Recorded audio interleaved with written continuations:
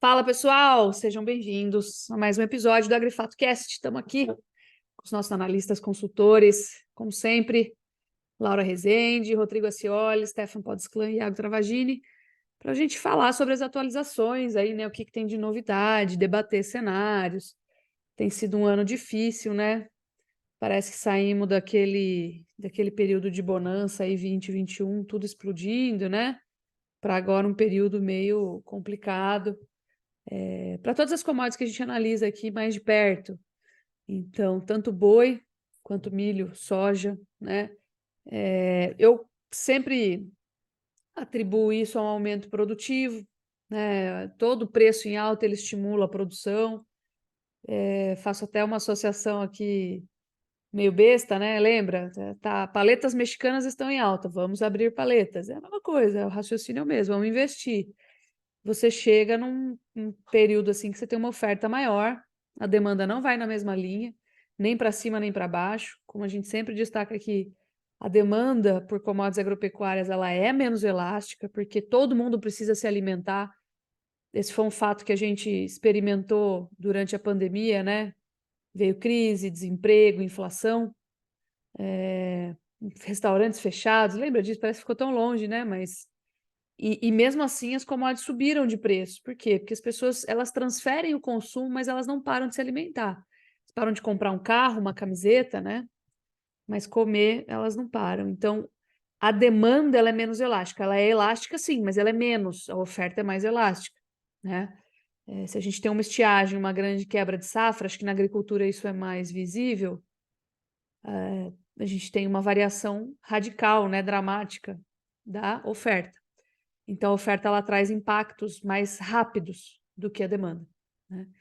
Então, o ponto é esse. Agora, nós temos mais oferta hoje e, ao mesmo tempo, a demanda está uma porcaria, né? A demanda está muito ruim. A demanda está muito ruim. A gente estava até batendo um papinho aqui antes de começar a gravar. Faz tempo que eu não escuto. Olha, esse fim de semana foi bom. Esse feriado escoou bem.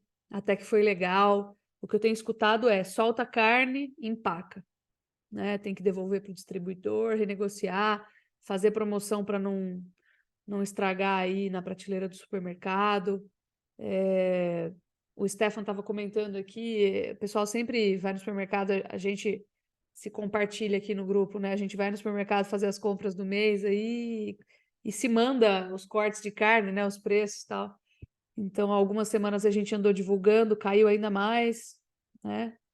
E, e é isso. Então, a gente tem um consumo muito desconstruído, muito combalido, né? E isso tem dificultado bastante o escoamento dessa produção que precisa escoar, né? Ela precisa sair. A gente tem um excedente hoje e esse excedente ele precisa sair, né? Então, basicamente é isso, um cenário difícil, né? Agora é hora de... Eu sempre falo isso aqui na empresa.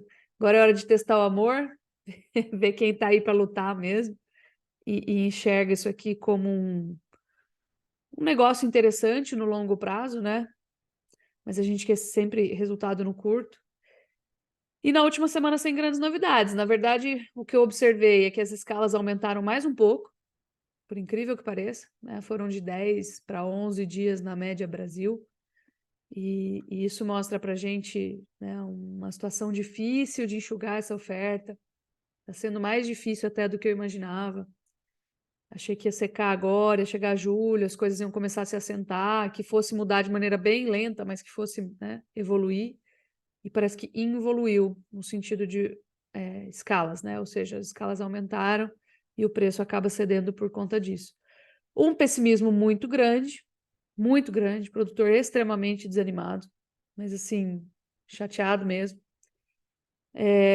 E o que a gente sente também é que, como falei, consumo ruim, as exportações não estão ajudando, né? Na verdade, eu sempre olho as exportações sob um contexto histórico mais longo, porque, de fato, as exportações elas demoram, né, para desacelerar, enfim. Mas quando a gente olha, estamos desconstruindo o preço da carne exportada, principalmente para a China, pagando menos, tem mais ofertas, isso influencia mesmo, né? E a gente teve um início de mês aí, acho que um pouquinho mais difícil. Outro ponto que eu acho que o Iago queria trazer aqui é a competição com o frango, né? Então, não só boi, milho e soja têm sofrido, como também as carnes aí que concorrem, né, que competem com o boi gordo, as carnes alternativas. Então, frango e suíno também têm sofrido impacto, tanto pela competição quanto pelo aumento de colocação aí de aves nas granjas, e aí eu acho que dá para a gente tocar um pouco mais esse assunto aí com o pessoal. E aí, Iago, o que você traz para a gente? Bem, vamos lá. Bom dia, boa tarde, boa noite para todo mundo que acompanha aí.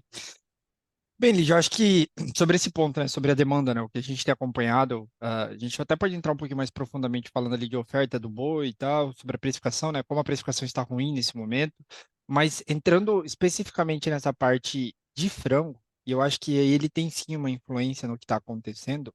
A gente está vendo o preço do frango no Atacado Paulista bater o menor patamar desde março de 2022. E um ponto interessante, há cerca de 1, 2 semanas atrás, a relação entre a carcaça bovina e o frango resfriado estava no maior nível desde 2022, também, desde junho de 2022. Basicamente mostrando que, mesmo que a carcaça bovina estivesse sendo negociada a 16,50, 16,40, que era o patamar que ele estava 2 semanas atrás, mesmo nesse preço, ela estava tava com nível de competitividade frente ao frango muito elevado, assim, não tava valendo a pena se você colocar ali na conta, tava acima da média histórica, então a média histórica tá ali entre 2,7 e 2,8. Eu consigo comprar 2,8 quilos de frango com a venda de uma carcaça, né, ao invés de comprar uma carcaça casada, e agora eu tô falando a 2,90. E aí, por isso, 1 semana depois, acho que uma das motivações da queda do preço da carcaça esteja atrelado a esse frango, que ele está justamente sendo negociado no menor patamar desde março de 22. E na nossa visão aqui, pelo menos do que a gente tem acompanhado, eu mais o Antônio aqui fazendo a parte de análise de frango, o mercado está muito bem ofertado. Ele está muito abastado e não precisou de gripe aviária, tá? A gente teve, obviamente, um caso de ave de subsistência ali no Santa Catarina que impactou o mercado, que fez o Japão parar de comprar de Santa Catarina, destinar a compra só de outros estados. Mas, assim, a gente não teve um caso em granja comercial, não teve suspensão do Estado Sanitário Brasileiro e, mesmo assim, o frango está sendo negociado no menor patamar desde março de 2022. E grande parte dessa motivação, na nossa visão, está atrelada à produção. A gente teve um estímulo do ponto de vista de custo, tá? Porque a gente sabe que no final das contas, frango está muito atrelado ao custo do milho, né? O frango basicamente é um milho enchido, digamos assim. E dentro dessa consideração de queda de custo de produção e um aumento de demanda externa, o Brasil estava muito bem posicionado para atender a demanda externa global. A gente está falando de um mundo que estava com receio, principalmente da chegada da gripe aviária na América do Sul, na Europa, que ainda tem casos, então o mercado estava com medo disso. O Brasil que não teve casos até ali o mês de maio, junho. Então a gente entrou muito bem, houve um estímulo muito grande para a produção. E a gente, no final das contas, está vendo essa produção chegar e bater muito forte sobre a precificação do frango. E na minha visão, sim, traz muito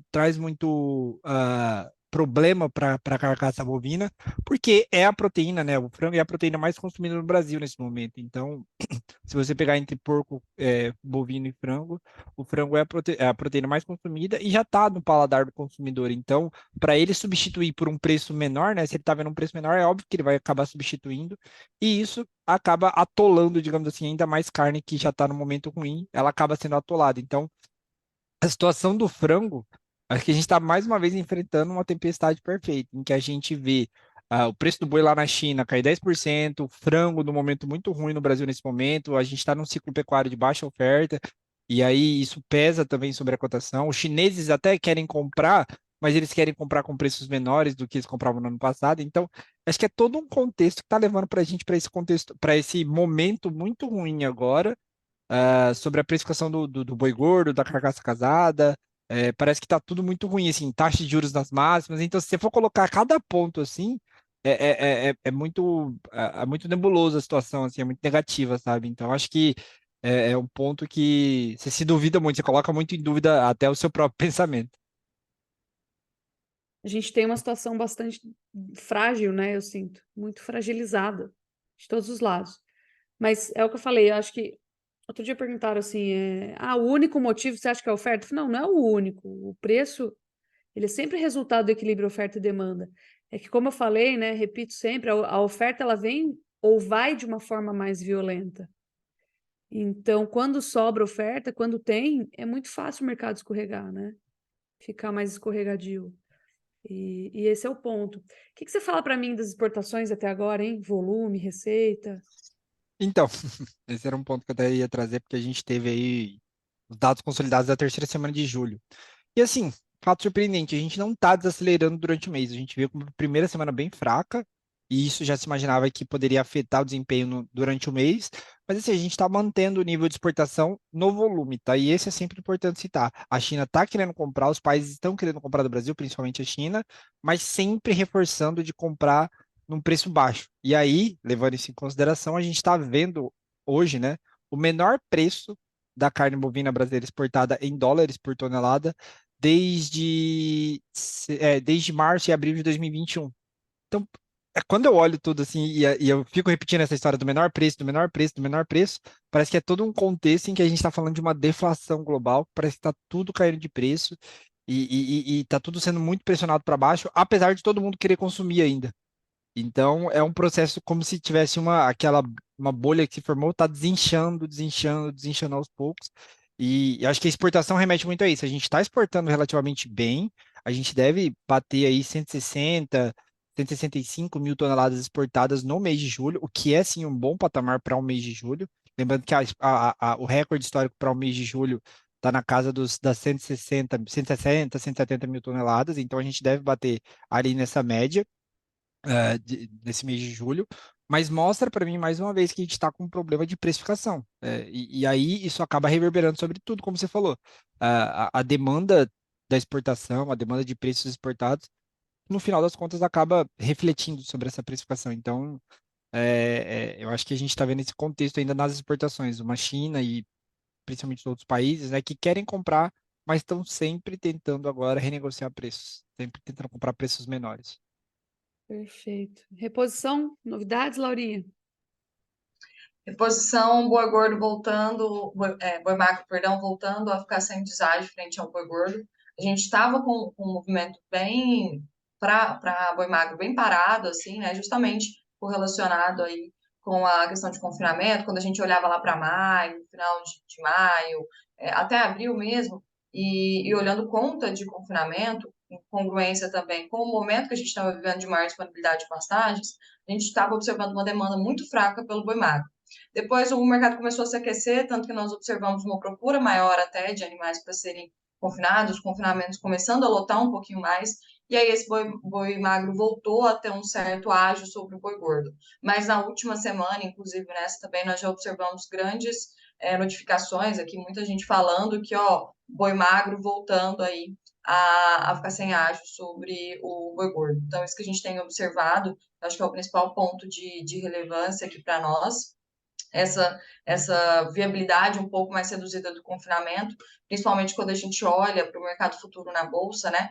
O mercado atingindo as mínimas aí, o mês de outubro, por exemplo, vencimento para outubro, atingiu as mínimas.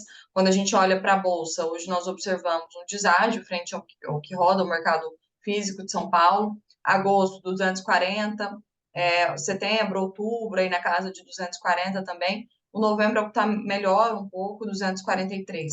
Mas mesmo assim a conta ainda está bem arriscada.